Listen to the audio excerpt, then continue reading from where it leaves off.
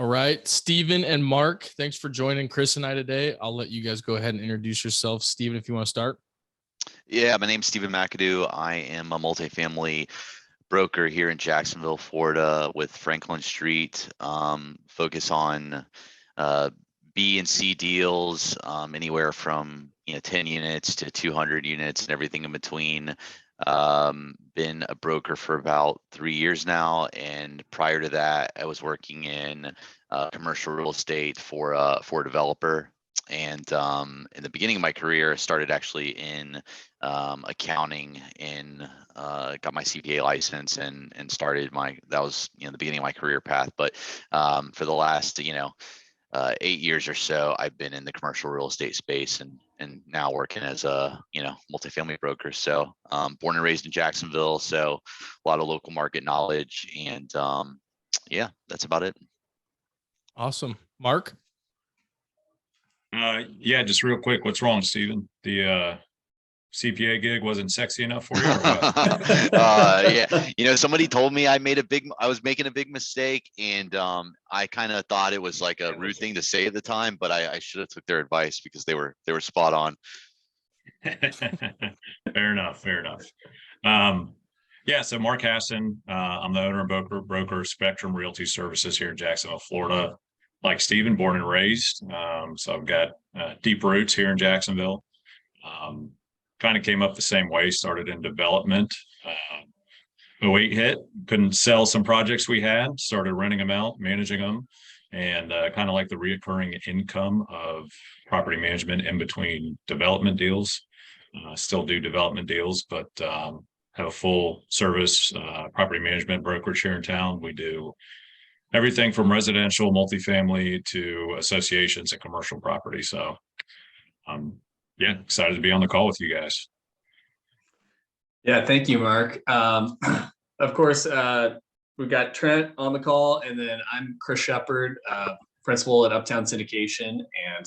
And Mark, it's so funny to hear, property managers' stories of how they got into it. And yours is actually kind of similar to ours, because we bought homes, and then essentially when we quit our jobs, we're like, oh, we can't get loans anymore. So we had to figure out how to get income and cash flow so that we could get more loans.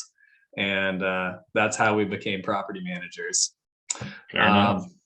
I know. Well, Stephen, I'm really excited to chat about this deal in San Marco. Do you want to kind of give us a little bit of background on essentially the opportunity and the location, and how kind of the San Marco location is different than some of the other areas in town? Yeah. And just to get confirmed that this is actually the Riverside area, but you're not, the areas are very similar in nature. So, and then they're not very far away. So this is actually a Riverside Historic District, but San Marco is similar in that a lot of the properties are, 100 years old and historic in nature. So, so very similar profile. Okay. But I'll tell you a little bit about this property. So it's in Riverside, like I just said. It's in the historic district. So there's some pros and cons that come along with that. The pros are that really beautiful properties. Streetscapes are really impressive. Very I would say distinct from the rest of the city in a lot of these areas. But the con is that you have to abide by the local governing historic districts that put limitations on what you can and can't do with the property. So it's nice because it creates a sort of barrier of entry to newer product, and you kind of have, once you're in there, you've got a good I would say competitive advantage in being central to the city, and just having some really beautiful properties. But the bad part is that when it comes time to replace windows or replace a roof, you can't just put anything. You can't use any type of materials you like and do whatever you want. You've got to sort of abide by what they set forth as being acceptable. And if you wanted to, deter from that, you have to, present and make your case of, whatever you're going to replace certain things with. But that being said, it is, for a renter perspective, one of the most desirable areas in the city to rent. It's one of the few really walkable areas of the city. You've got a lot of retail nearby in the Five Points area.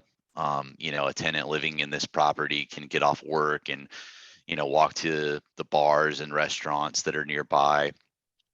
And that's really desirable, like I said, because it's just, you don't have that with a lot of other properties in Jacksonville. Jacksonville is very, very spread out land wise. It's obviously huge, and people are used to driving pretty much everywhere in the city. So that's another thing that I think is really unique about this particular neighborhood and this particular property.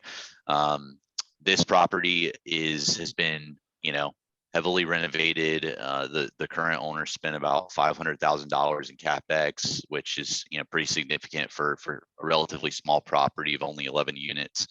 They bought this property a few years ago, and basically, as these units turned, went in and, essentially ripped out everything and put it back together again. So, most of the components were replaced in this property. I won't say 100% of every single piece of plumbing, electrical, and so forth, but the bulk of it was. Both properties were tinted as a precautionary measure for termites, which is, one thing locally. I don't know about how that is in your area, but Interesting. Here in Florida, that's something that you've got to be cognizant of. Some people mitigate that risk with the termite bond, but termites are just, wood destroying organisms, or something you have to be aware of when you're owning property here. So did have those properties tinted, had some foundation work on one of the buildings. Pretty much all the HVACs are newer, the roofs are newer, and they did really nice finishes with, shaker cabinets, quartz countertops.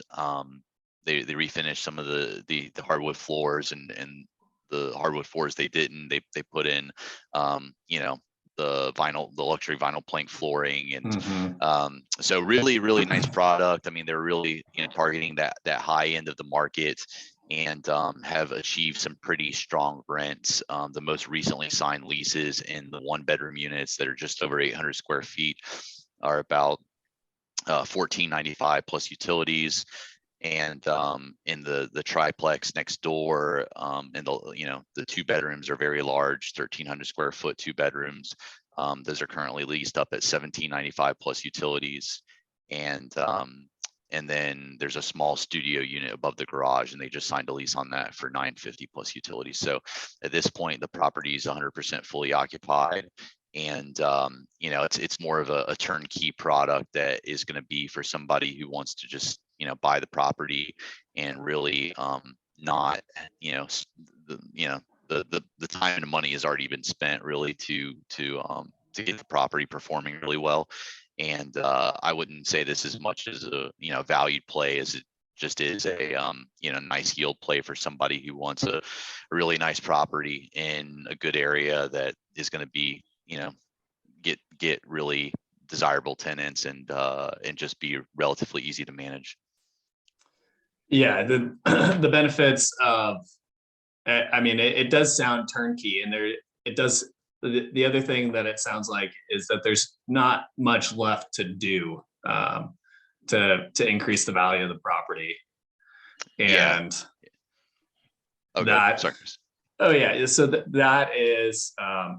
So generally, we as the investors like to come in and do some of the work, not all of the work, because we want to be able to sell it to somebody who wants to be able to do some of the work as well, and leave a little upside.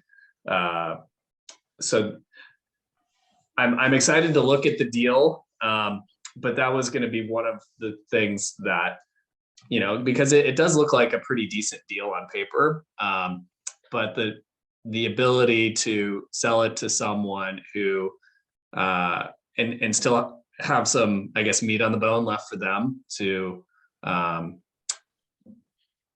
improve the property is one of the things that we really look for when we're buying a deal. But yeah, let's dive into the details of it.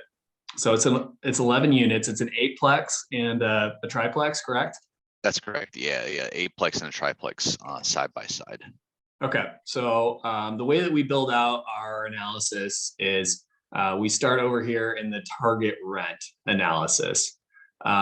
So based on the rent rolls, I was able to essentially pull $995 for the studio, and then an average of $1,443 for the 1-bedrooms, and then $1,795 for the 2s, based on the materials we got. And so that gives a total average rent on the 11 units at $1,466. And when we are calculating our revenue, so we're just going to kind of look at the profit and loss here. So that from the marketing package, that's kind of how we calculate, how much revenue could be earned for the year. It's not necessarily gross potential rent, because obviously there's a difference between what the market is and what the leases are. So the GPR is a little, I guess, a misnomer there. And so I guess the first thing to talk about, when we're calculating what effective gross income is vacancy. On a property like this, that's something that, with Jacksonville being a very, very, I guess, popular destination and increasing in population growth. I guess I'll ask Steven first. And then Marc, what do you guys think vacancy would be on a property like this? I would say typically, vacancy in an area like this, on a property like this, is probably going to be sub 5%. You're probably going to have pretty sticky tenants, not a ton of turnover, and the units are in high demand. So I think it'd probably be sub 5%. It is around the holidays right now, and there's some seasonality at play. So I have seen vacancy tick up recently. Whether that's sort of a trend or if that's just the seasonality of the market, it's too early to say, but I think that's kind of roughly what I see. But Marc probably has a much better handle on that than me, because he sees a lot more than I do in terms of the data on the properties he's running. Yeah, so kind of jumping in, I think 5 or 6% is something that's doable, especially in this area. So in Jacksonville, there are 2 areas that are kind of meet the profile for desirable areas for, I guess, young people or young professionals. That's going to be the Beach and Riverside. As Steven mentioned earlier, Riverside is one of the only walkable neighborhoods. It's also got it's a hop, skip, and a jump to downtown. It's got hospitals right around there, financial sector, et cetera, et cetera. So you get kind of a mix of young professionals with, if you put it on one of those caricature type of maps, it'd be the hipster neighborhood. So you get people who they want to get in somewhere, stick, and love the neighborhood, basically. And so that's who you're going to get there. So as long as you can turn the units quickly, you should get them rented quickly. And when you guys are turning a unit and it like takes longer than it should have because of tenant damage, is that something that's getting billed to tenants, or is that something that the landlord just eats in Florida? Yeah, so I mean, obviously you have your security deposit and you can utilize that to the best of your ability for things outside of normal wear and tear. But if there's something that goes beyond the normal wear and tear, you're then trying to collect from that tenant. And our means for collection are number one, sending them to a collection agency, or number two, going down the road of filing a lawsuit essentially for the damages if they don't pay. And then at that point, you probably spent more money and time than you would have on the on just paying the damages and moving forward and getting it re-rented. So it's a little bit of both, but as long as you're doing your proper application screening, as you know, and doing the inspections as you need to, you can hopefully head off any major damages before it gets too far down the road. So to clarify the question, like, let's say that a tenant, like, their pet does major damage to hardwood floors and trim, and it takes an extra week to repair that. Are you billing the tenant for an extra week of rent, or is that the time that it takes to do the extra work? Is that just something that's not recoverable? Yeah, so if you're looking strictly at the time, that's never seen that be recoverable. Okay. So sub 5% is kind of what we're agreeing for this particular area. If it's more of like, an Arlington area, which is going to be more near the college, might be a little less desirable area. Are you guys kind of projecting the same type of vacancy, or are you going to be, more or closer to 10% in those areas?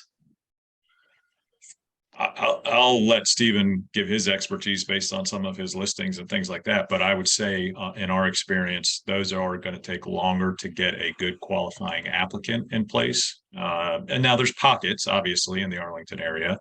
But just based on that product type, it's probably going to be a lower rent for a similar size unit over there. And so the applicant pool is going to be a little less favorable. You can get it rented, but you're going to have more showings, more applicants, and it's going to take a bit longer. So I would say you're going to see an uptick in your vacancy. Yeah, and I would agree with that. Just anecdotally, a couple of my clients that own over in that area have echoed that. Basically, they get a lot of leasing traffic, a lot of people taking a look, and a lot of applicants, but it's typically a tougher barrier or tougher hurdle to get somebody that meets that, good credit, meets the, 3 times our income's 3 times the rent, and to hit those things. So it is going to take you a little bit longer if your screening criteria is tight to find qualified applicants. So I would factor in a higher amount of vacancy. I don't know if I'd go up to 10%, and and it really depends. I mean, obviously we're Arlington's a pretty big area, and so it really just depends. I mean, there's some really like desirable pockets of Arlington, and there's some some little bit rougher areas, but I would say somewhere in between that range. You're definitely going to be likely higher than 5%, but 10% would be high. So maybe to be fair, to probably put in 7 or 8% on some of those properties for the vacancy portion. Yeah. Okay. Okay. Let's move on to concessions or bad debt.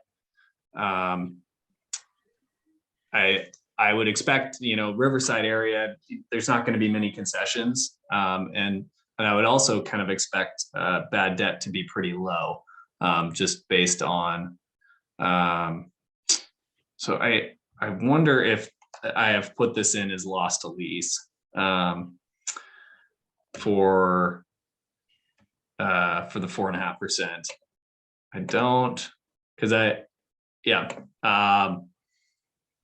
think this just came straight from the marketing package. So it's probably lost to lease over the past year. But yeah. Would you guys confirm that bad debt in this area is probably pretty low, and then concessions are also low, just based on how the population growth is going? Yeah, I would say that concessions probably are pretty low, except for this time of year, it seems like more and more of the properties, regardless of the areas they're in, are offering concessions just because leasing traffic is slower because it's we're right in the middle of the holiday season. So that may have change. I would say typically, yeah, like we're in the spring, very likely to see no concessions offered on these properties. And then bad debt, same. If you're doing a good job of screening the tenants in these areas, I think typically I don't see a lot of collection issues on these properties. It is more rare and very isolated incidents. So I would probably factor in very little, if any, bad debt. But certainly, you're gonna have some loss to lease, obviously with with long-term tenants and stuff like that. Okay. And so going through the expenses, I feel like we can kind of highlight some of one of the questions I had was contract services. It's almost $500 a month. Is that for landscaping or I think there's landscaping's in there. I believe there's pest control is in there as well. okay. And I think it may just be the combination of those two, which landscaping, it's two separate properties. So I could see that being anywhere from, it really depends. I've seen, those costs seem to have increased a lot over the last few years on a lot of these properties. So, anywhere from as low as, $200 a month to as high as, $300, $350, maybe $400, depending on how large the lots are and how intricate the landscaping is. I know they did a really nice landscaping package on both of these properties. So, maybe it's a little bit higher because of that. And then pest control is similar, depending on the level of pest control you're going to have. So if you have a termite bond that's baked in there too, those can be expensive sometimes to maintain. But Marc, what do you think about what are you seeing on landscaping and pest control and stuff like that? Yeah, I think you're right. First of all, on this property, you don't have a lot of contracted services. I'm assuming it's take out your own trash type of deal. There's not a dumpster or anything like that on site. Yeah. That'd be the only one I would think of. And again, just looking at the site, there is some decent landscaping beds and things like that would kick it up a little more than the typical, mow and blow type scenario on some rental properties. So I could see that being a little bit higher than some of the other properties of this size. And then, exterior pest control and things like that. I think you're probably pretty close to where you're going to be at the end of the day. Okay. So when it comes to the rest of the expenses, I'm kind of estimating insurance somewhere between $750 a unit to $1,000 a unit, depending on just I would say property age and just but that's kind of just a variable thing that it is what it is. And so I think that the property owner is currently paying $8,600 for 11 units, which is a little more than $750 a unit. And that go ahead. Oh, I was gonna say, yeah, they were actually a lot higher than that on this property, and I introduced them to my insurance contact, and he had a carrier that came in that was a lot more favorable than what they currently had. But I would say, probably, well, not probably. The insurance line item is, here in Florida, especially, I know across the country it's the same, but even here it's more exacerbated. Is the fastest growing expense line item by far year over year. So that's something to definitely be aware of, and make sure that if you're growing expenses at 3, 4, 5% or whatever that may be, you may want to be growing insurance just to be cautious at 10 or 15% a year, Yeah. just to make sure you're not caught off guard. Yeah. So Steve, do you remember when the insurance was underwritten, when that policy was put in place? This one was literally like last month when they got this 8600, which was I mean, it was basically the insurance contact that I introduced him to has this one carrier that just entered the market, and who knows how successful they'll be long term as a company, but right now they are have been extremely favorable in the premiums. I would say probably if they didn't go with this one, the premium on this property, probably would have been closer to $12,000 or something like that, just due to the age and Wow. and everything. Yeah, I was anticipating it to be a higher number. That's why I was asking if you were going to tell me that it was put in place at the beginning of the year. I would say, okay, that makes sense. But if there's a new player coming in when everyone else is pulling out, that's a fantastic scenario to have right now. But I would definitely say you're going to see an increase come renewal time or come purchase time. Yeah. I agree. I would probably budget for just to be, cautious, because that number is so favorable, the current rate, putting in maybe 25% for the next year, maybe 15% for the couple years after that. Just so you, like I said, you're not caught off guard and that line items, blow up your expense load. Okay. All right. So insurance, I mean, we're basically talking about the two major costs here. So after insurance, there's real estate taxes, and I guess the major finding that I've found is that real estate taxes are by far the most expensive, line item in when you're buying property in Florida. It's significantly higher than Portland, and not something to be overlooked. And let me know if I'm wrong, but essentially you multiply the sales price by 1.75% and discount it by like 80 or 85%, and that's what your property taxes are for the next year.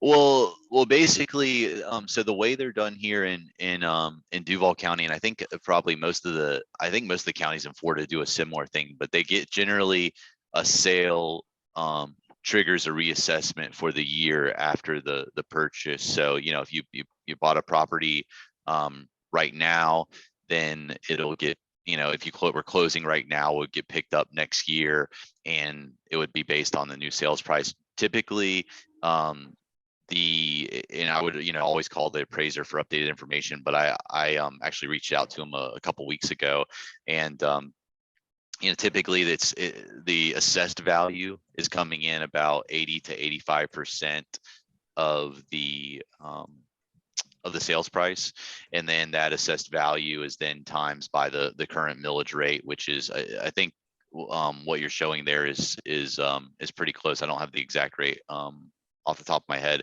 but and then there's an early payment discount of 4%, which I think the majority of people take.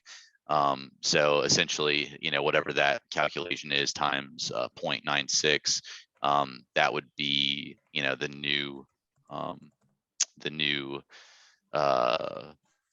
new property tax amount, and that what you have in there looks pretty close. I can't remember the exact number, but I think it is about 30,000 or so. Okay. Yeah, you're pretty close there. The millage rate right now in that area is 17.0303. So 17. Okay, 03. so I've got. Okay. So that is still 17% of income, which is. What are you guys typically seeing in Portland as a percentage of income?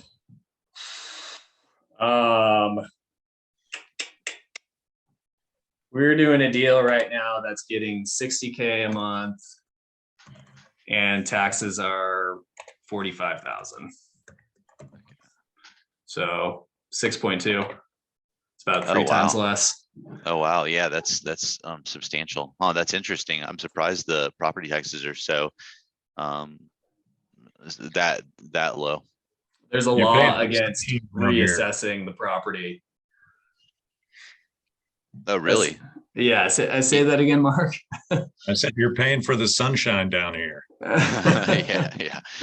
Wait, there's a law against reassessment. You like even on a sale? Yeah. Huh, interesting.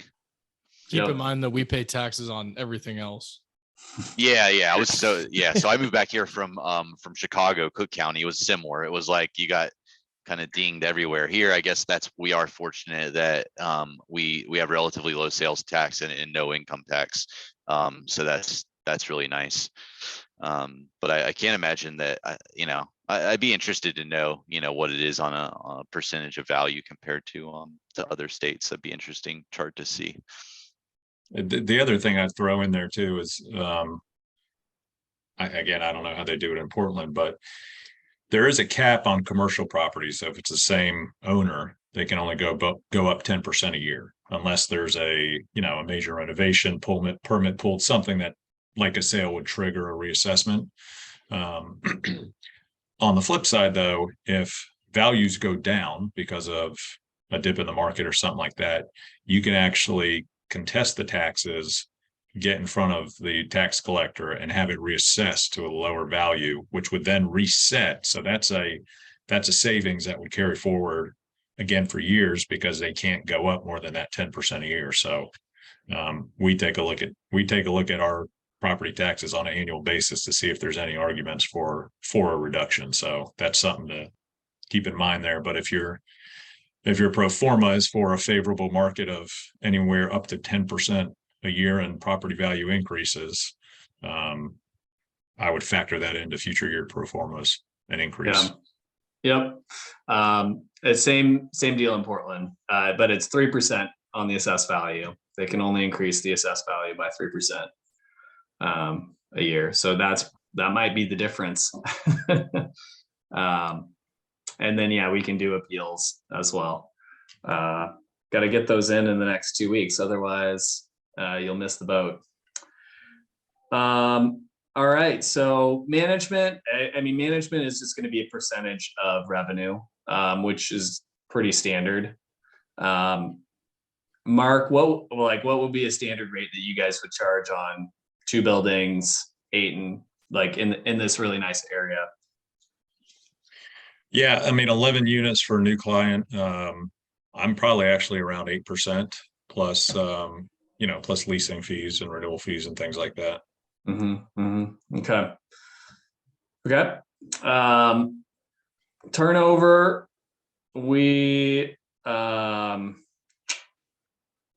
there's no turnover in here. Generally I'll underwrite it at like $150 a unit. Just because generally it costs a little bit and you're probably going to see 1 or 2 turnovers a year at a property like this. Chris, just to clarify real quick, the 8% that you put in was for repairs and maintenance. Oh, there we go.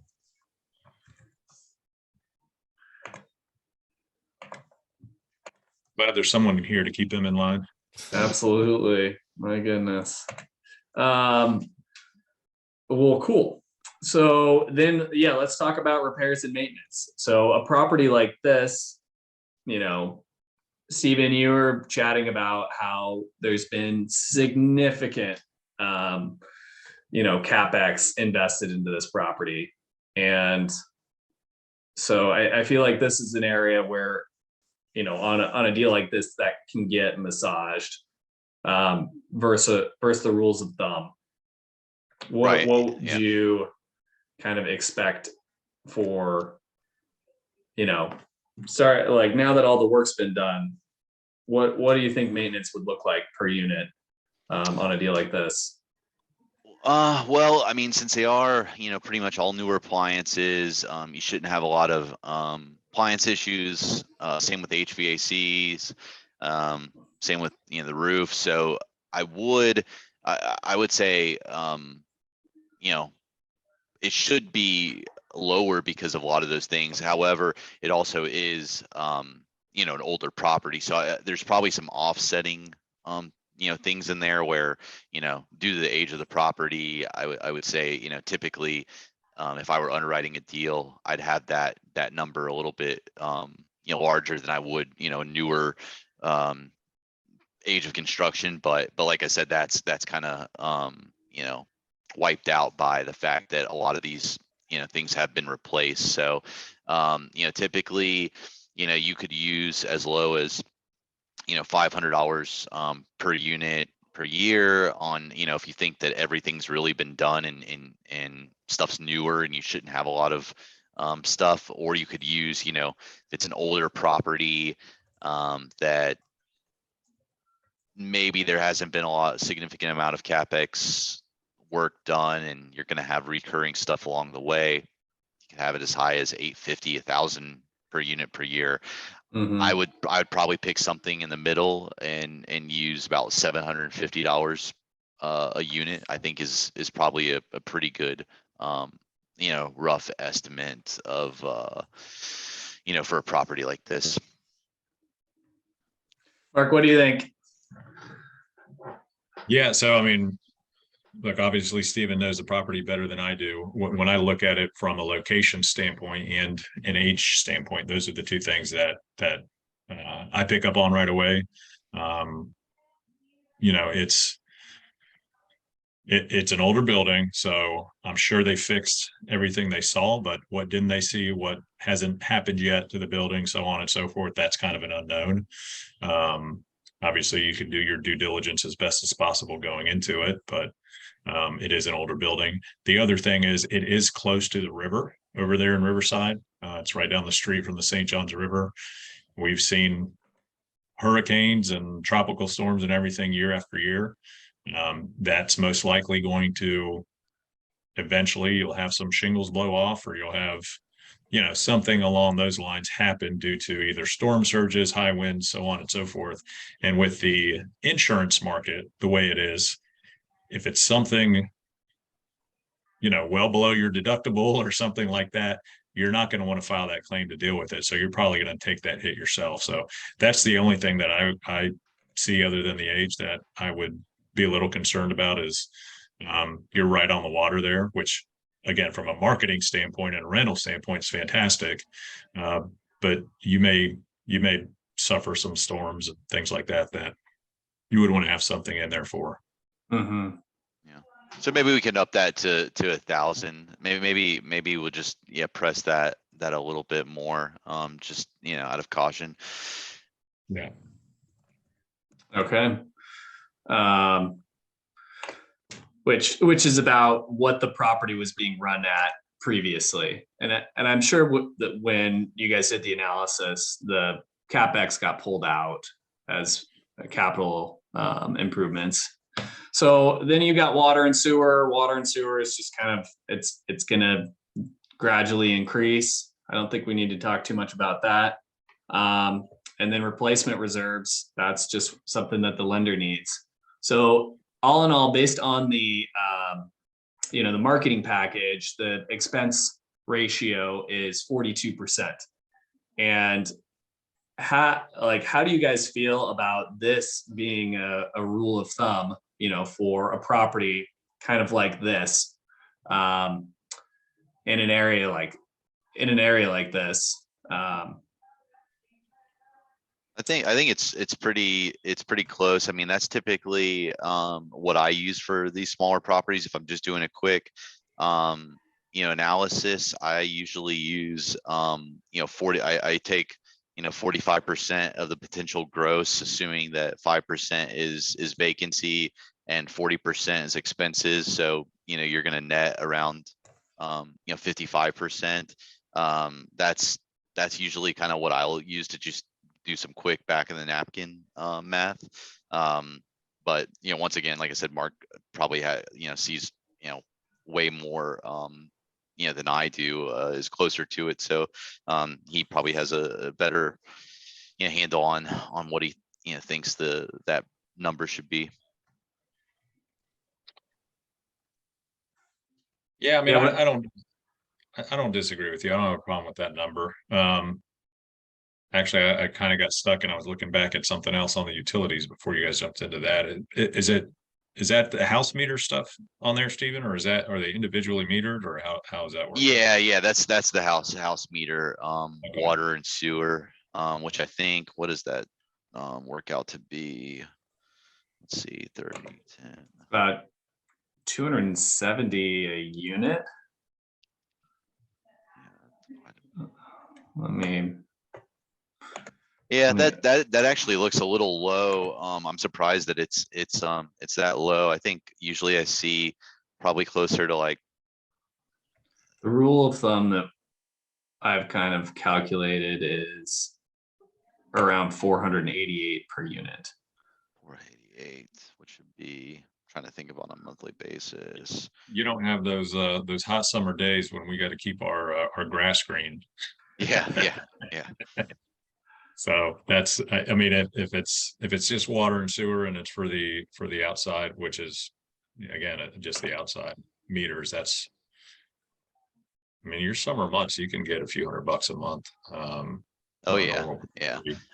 I think this particular property is unique because there's not a very big, actually there's almost no yard at all except for the very little small strip in the front. The sides, I know there's gravel, and then there's like a sort of like a dirt lot in the back for the parking in the rear. But Mark's right, if you were having a property that had a larger lawn, yeah, to keep the grass from really just drying out and looking burnt in the summer, you really gotta give it a pretty significant amount of water. So that's definitely something to keep in mind here.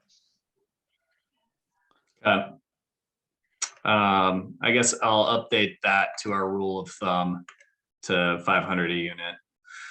So with the updated taxes and then some small changes, actually lower property management fees, because it seemed like there was a significant amount of turnover. Our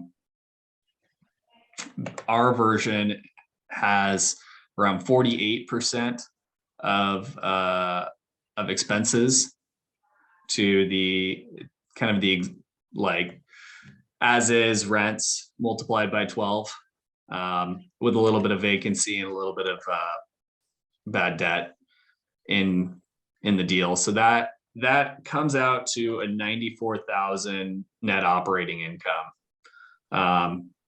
Stephen, is that kind of like that probably is a little bit lower than what you came up with, correct? Yeah, I think that's a little bit, I mean, like I said, those expense numbers are probably a little bit more conservative than what I used. And I also, some of that loss to lease, you're gonna, remediate relatively quickly on the income side. Yeah, because I have my projected income at closer to the 223 that you're showing. So, yeah, I think that, my NOI was a little bit higher, taking into account, that sort of increased number. I'm assuming that, when spring comes, you're pushing all those rents closer to a little bit, or more in line with market, but oh, good. Yeah, so the market rents that we're projecting would be 1,100 for the studio, 1,700 for the ones, and 2,000 for the twos. And so that gets us to that 223 number. The problem is that, acquiring the property, their tenants are on leases, and raising up the rents. I mean, at least in Portland, we're not, there's rent control. We can't even raise rents like from an average of 1466 to 1695. Like we can only raise 10%. So we could potentially raise from 1466 to about 1,600. Yeah, 1,600. So we could get pretty close with that 110% increase. But We don't have a problem here. Yeah. So I mean, acquiring a new property, like is that, I guess, common common practice to just raise rents to market, immediately?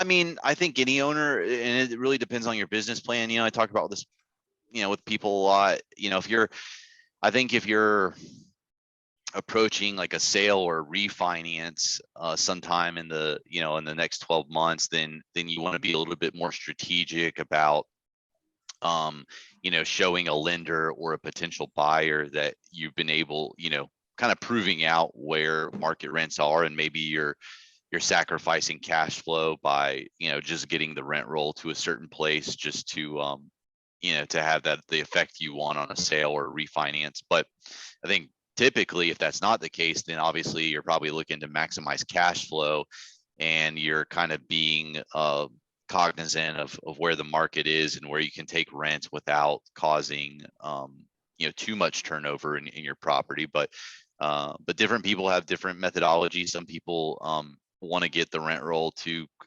as close to market as they can, as quickly as possible, by whatever means possible.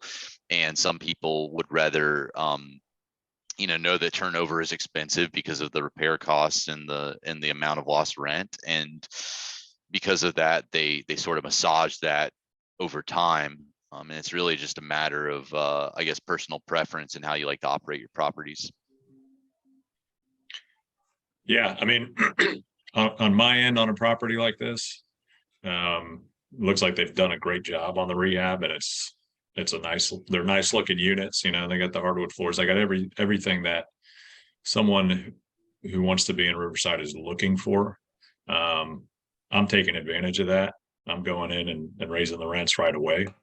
That being said, obviously you do have to be strategic about it. If you've got 4 leases all coming up in the same month, you may not want to be, testing the waters on all 4 leases on an 11 unit building all at once. So, I think you got to look at how the renewals lay out. But I'd start with the first renewal coming up and pushing the market. And if I need to get someone new in, just kind of setting that tone. And I'm gonna get max rent as quickly as I can. And in your experience in that area, like, are you seeing 1-bedrooms garner 1,700 in this market? I would say this property is definitely pushing the top. The only, like, there's a property nearby, actually, it's a stone's throw away, that's a new construction property where the 1-bedrooms, they're going out at $2,000 a month. But it's different. It's a brand new construction, amenity rich. The nature of the property is different. So this property is unique in that a lot of the 1-bedrooms probably are renting for a little bit lower in this surrounding area, maybe $1,295, $1,395, just a touch lower, but they're also probably not as nice. And then, like I said, you've got brand new construction property that's just about 100 yards away where they're getting $2,000. And so this property is going to probably sit somewhere right in between there.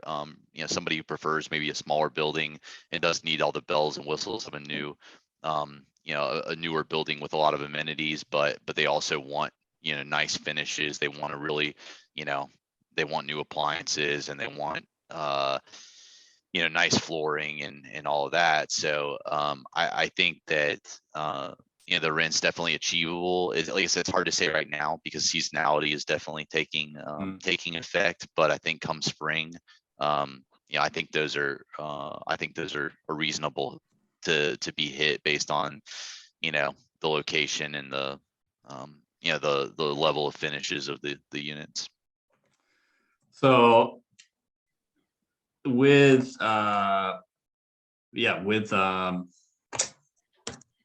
your strategy, Marc, I think that we can boost the year 1 projections. And so when we're looking at buying a deal like this, we have to figure out what the debt coverage ratio is going to be to figure out how much, the property's listed for 2.25 million.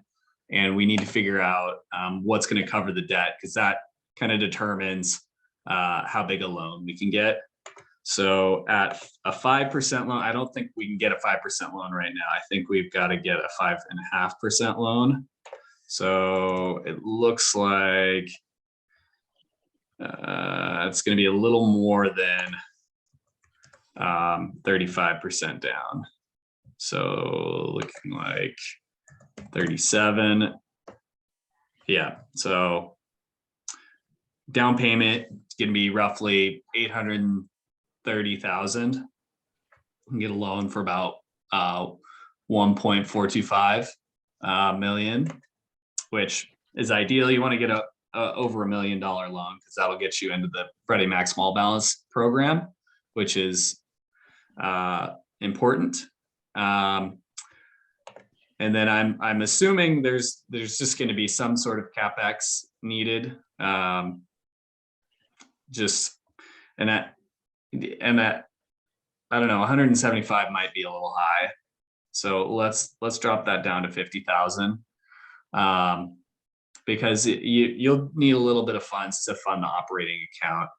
And yeah, and looking at this, if we massage the P&L a little bit, change that back down to 3.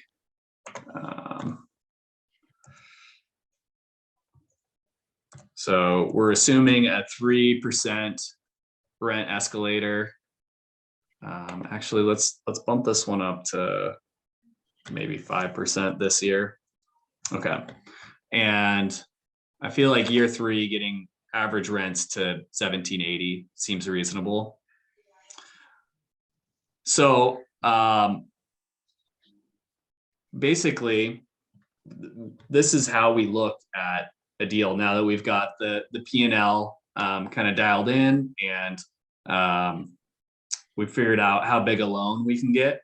And it's all based on the P&L and how much net income there is. And so we're basing this off of kind of year 1, which is getting rents up a little bit higher, at 5% vacancy, 2% bad debt, and it's looking closer to a $120,000 NOI. And so when we look at that, we can take a peek at the average return and the debt coverage ratio. So looking at a sale at 5 years,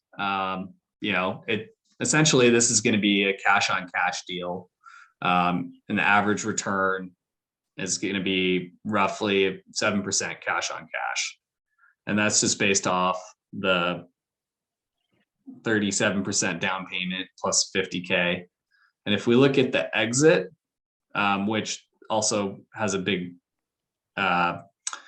impact on the return, assuming, and here's an interesting question. So the exit value, so kind of roughly as is numbers, the cap rate, we're calculating the cap rate to be about 4.5%. Steven, like, is that kind of in line with what you're thinking? I mean, if it was a year ago, I would say I would agree with that. I think since interest rates have started increasing so rapidly over the last year, that's probably way too aggressive right now. But everything's changing a lot. I mean, over the last 30 to 60 days, the 10-year treasury has come down by like 75 basis points or so. So I mean, rates, I was seeing rates sheets from lenders with on commercial loans with rates in the the mid 6s, and now I'm seeing rates back in the 5.6, 5.7, 5.8, which is at least better, but it's it's not the 3.5% rates we were seeing a year, 18 months ago.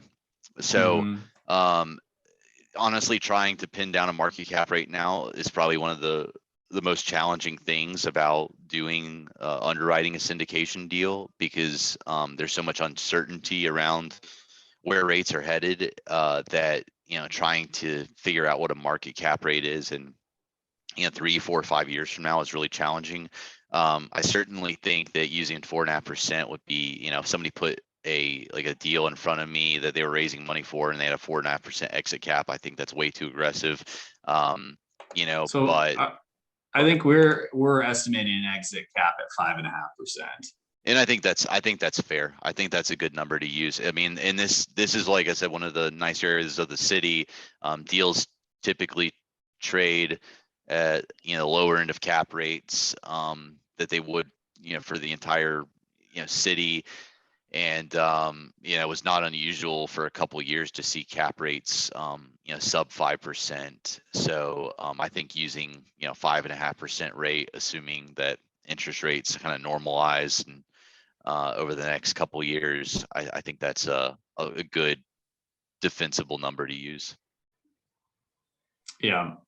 And if we pushed the sale out farther, I think you could get a little more aggressive on the cap rate, just because you'd be able to time it a little bit. But since this would be, something disposed within 5 years, I think that we would have to get pretty conservative. So with that 5.5% cap rate,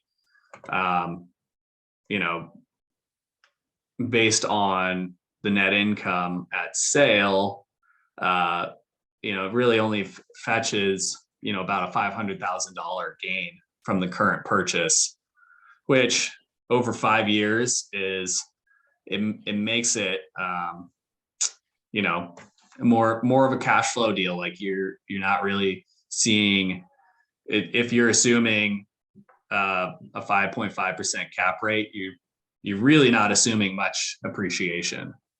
And so that is kind of why this particular deal, it has a little bit lower returns, especially when it comes to the IRR.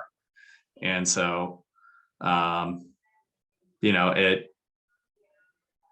it takes a certain type of investor. And the other thing that about this deal that makes it a little tougher for us to do is that all of the work has already been done, and there's nothing really left for someone who purchases the property to improve, because the rents are near the top of the market.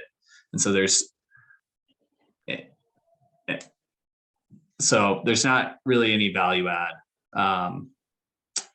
that is left on it. And so we just kind of look for different assets. But I do love looking at deals like these and hammering through the expenses. And I feel like we did a really good job underwriting this with your guys' help. And so I appreciate you guys taking the time.